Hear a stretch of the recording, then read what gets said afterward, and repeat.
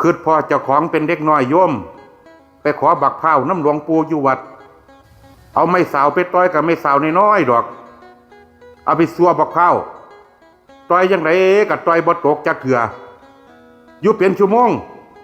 จนวันนั่งไห้ก็มองบ่ได้กินบักพร้าวหลวงตาอยู่กุฏิใกล้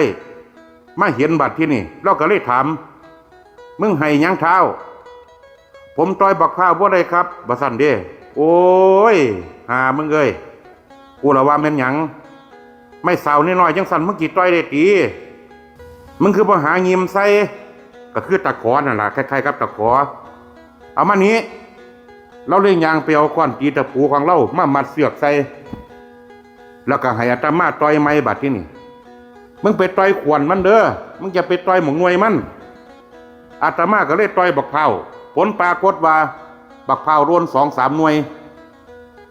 เราเลยสอนอาตมาว่านี่ล่ะเท้าเอ้ยการที่เฮามีสติปัญญามันมักสิแก้ไขสถานการณ์ต่างๆได้แต่ถ้าตัวมามั่วแต่จมความทุกข์กับมันบ่คิดที่สิแก้ไขมันก็ทุกข์อยู่กับหันล่ะ